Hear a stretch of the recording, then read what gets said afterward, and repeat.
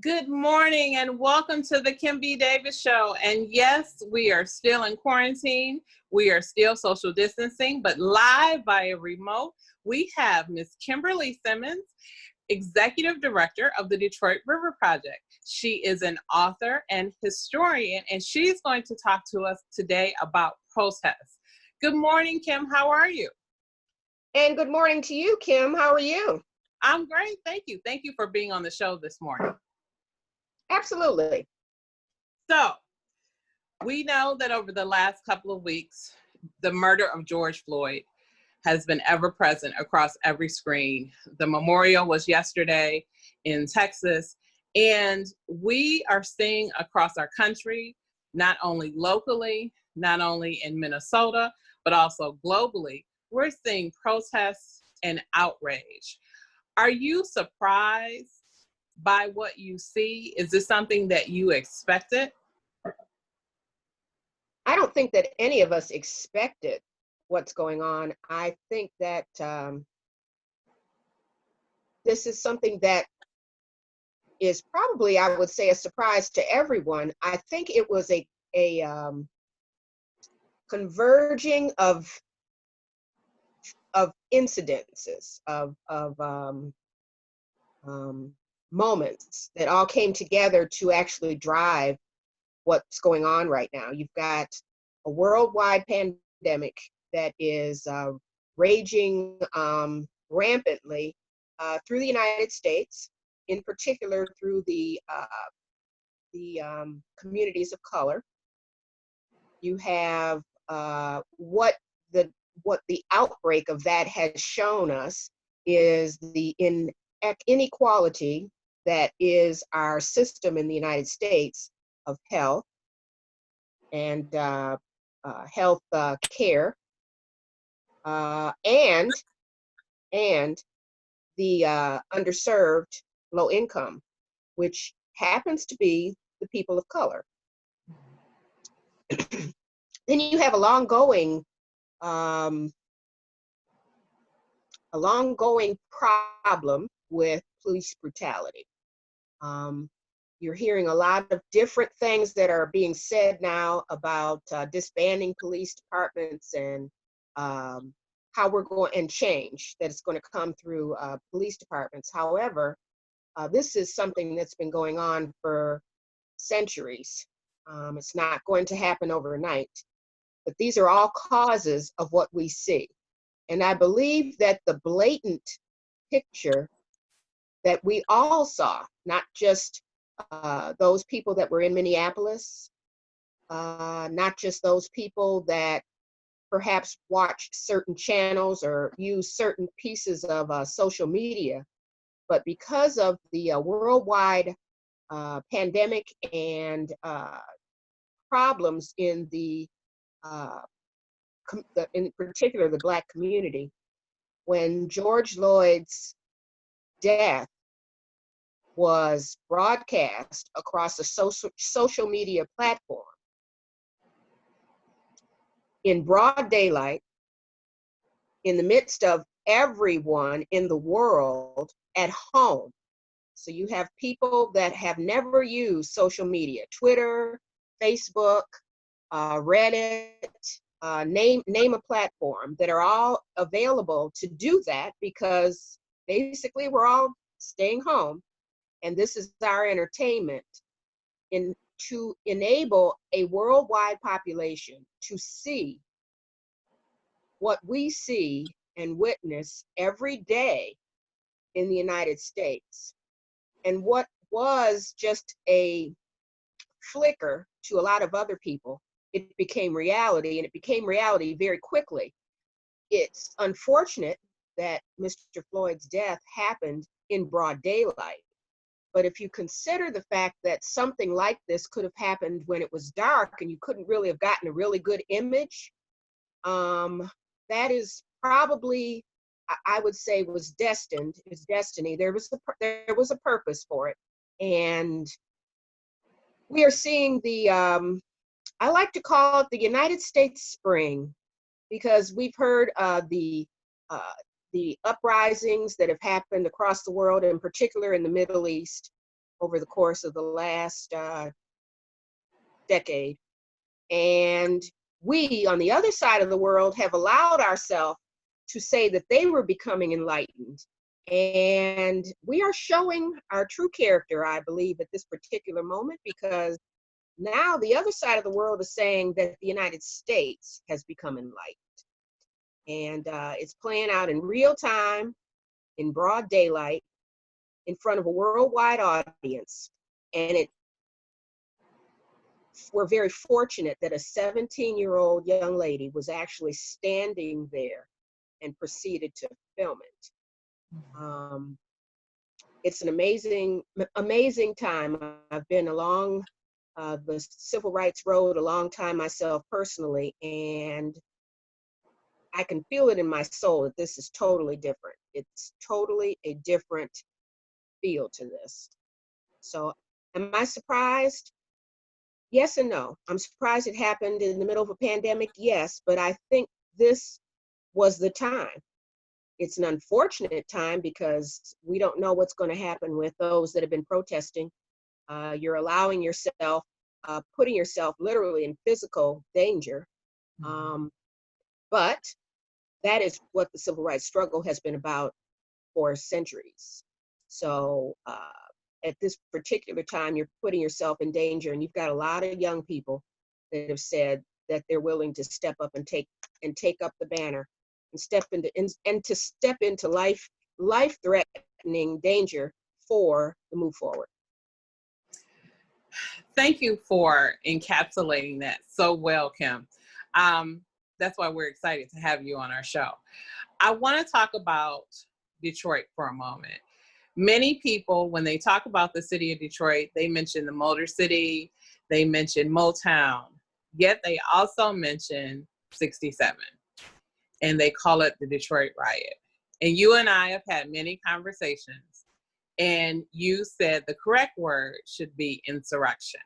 And you also have spoken nationally about the number of protests that we've actually had in the city of Detroit. Can you quickly give us the number of significant protests? And the second part of the question, do you see a parallel between protests in the past in the Detroit region with what you see happening today? Well, we've had a number of significant protests. There have been smaller ones, of course. The first riot, it is called as such, it was in 1833. Mm-hmm. And that is known literally, historically, as the Blackburn Riot. Mm-hmm. I'm fortunate to be able to say that I wrote that history for the United States, for the National Park Service. It was part of an Underground Railroad escape, and it involved a couple, the Blackburns, Thornton and Lucy, who were actually being taken back to slavery, back to their home in Kentucky, or where they were born in Kentucky, and lived in Detroit for 2 years. And the Detroit residents decided that they didn't like some of their favored neighbors to be who had been living amongst them for 2 years, to be dragged back against their will, but with a subpoena and the law on a bounty hunter's side to take them back to enslavement. That was the first significant one, and out of that actually was driven the extradition policy of the country of Canada. The second significant riot that has lived, if you want to say, well, no, we won't even go there. We'll go to 1943. 1943 is what I would term a riot. And let's understand the terminology. Mm-hmm. That when you say a riot, that conjures up images, and it's intended to. When that term is used, it conjures up images of brown people, and it's intended to do that historically. Mm-hmm. When you use the term uprising or rebellion, that term is used not necessarily just with people of color, but that term softens what you get out of the sound of a riot. Okay, so I would not term 1833, even though historically it is spoken of as a riot and it involved 500 people, I would term that as a rebellion. Okay. Now, 1943 was a riot. And what that involved in the city of Detroit was literally white versus black. You had black soldiers that were returning from a war or were being sent over to World War II. Most of them came back as heroes. Some of them did not come back, unfortunately. But when they came back, having been heroes in the European theater and ridden around on tops of cars in France and being given medals, they were regulated to come back to a country that still considered them second-class citizens. And they get on with all those beautiful medals across their chest in military uniform, and then are asked to get to the back of the bus. That, from the African American side, was a slap in the face. However, you had the white side of the riot, and the side of white Americans was, you have all these brown people, people of color, black people coming back, and they're going to take their jobs. And that's been a recurring theme along our history in this country, is black people, people of color are going to come and take our jobs, our livelihood, and they don't deserve it. So 1943 was a race riot, predicated on an unknown fact, or a fact still not proven, about a black baby being thrown off the Belle Isle Bridge. It just took a spark, somebody to light a match, and it went off. Now, 1967 was a rebellion.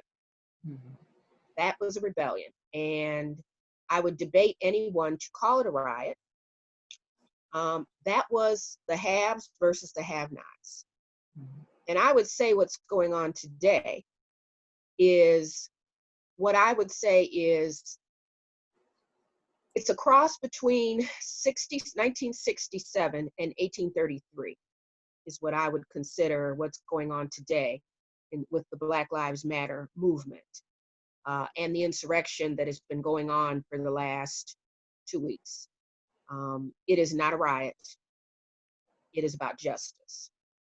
And both 1833 and 1967 were about justice.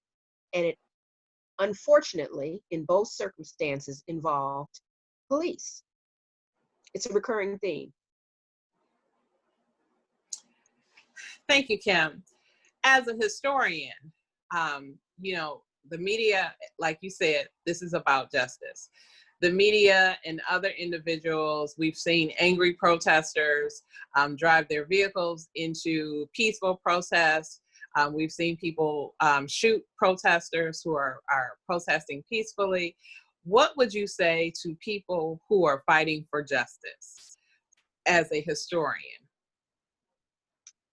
Well, as a historian, history is on the side of the protesters. So you are protesting what you do every day, and what you have been doing for the last 2 weeks is being watched by people all over the world and joined by people all over the world. So as the saying goes, you are on the right side of history at this moment. You're on the right side of history.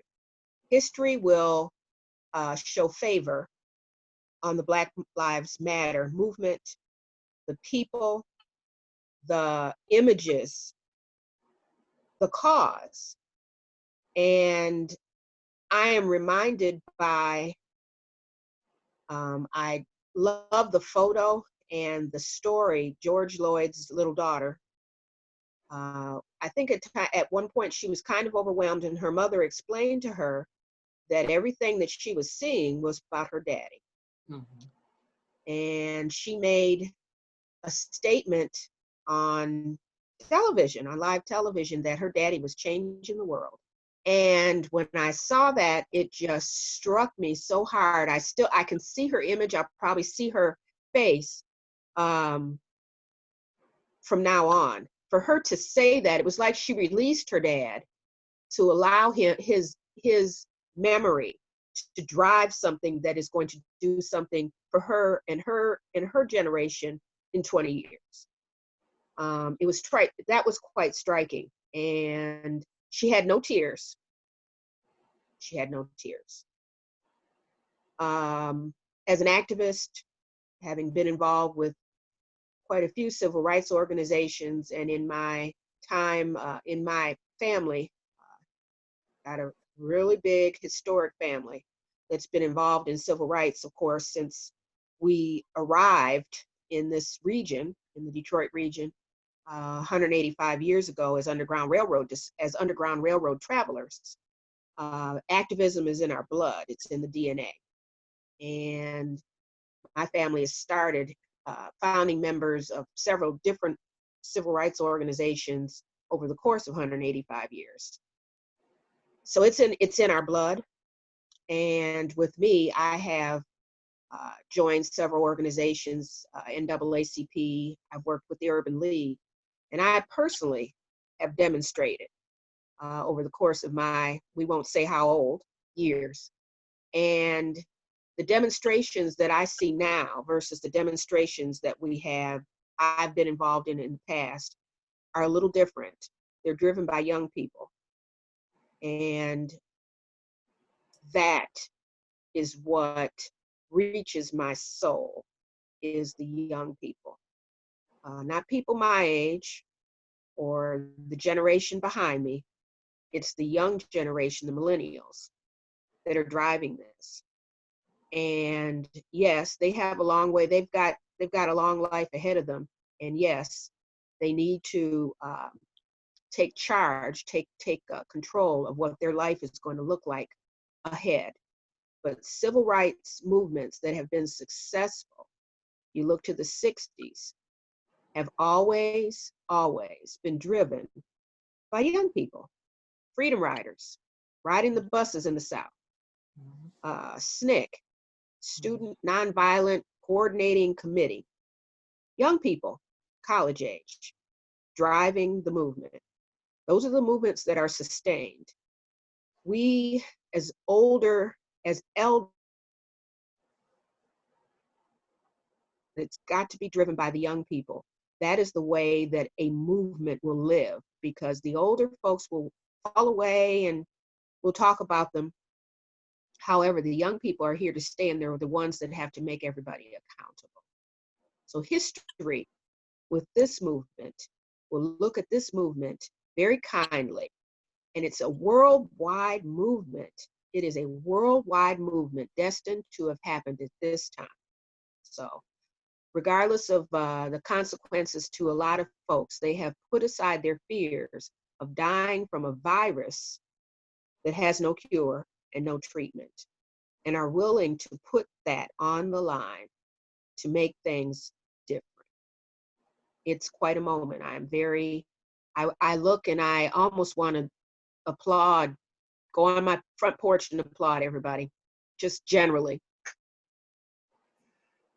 Thank you, Kim. That was fantastic. Thank you for bringing history together, for explaining to us a breakdown of how things relate back. I am a firm believer that history repeats itself until we learn the lesson. But quickly, because our time is going away, can you tell us how we can find you and how we can reach out to you? Absolutely. The Detroit River Project is currently working, has been for 10 years, involved in World Heritage Site designation for our Detroit River. And the reason why we want to designate our river is because of its tie to freedom and justice. That is what Detroit is about, has been since its founding. It has quite a history tied to the story of freedom and the story of justice. So therefore, we are designating or hope to designate the Detroit River, all 32 miles of it, as a World Heritage Site through UNESCO, the United Nations. I can be reached at the Detroit River Project email address, which is detroitriverproject@gmail.com. We're on Facebook. Detroit River Project has its Facebook page, and be happy for anybody to join the page. The website is actually, we are reconstituting our website, so I'm going to share that at a later date, but I will say that you can reach out to me personally by email or through the Facebook page, because it is answered, and hope to gather support, because this is a monumental time in our country, and it's a time to celebrate freedom and justice. Thank you, Kim, for sharing that. Thank you for being on the Kim B. Davis Show. We hope that you will join us again. Thank you to all of our listeners and our viewers who are watching. Remember to stay home, stay safe, and be magnificent.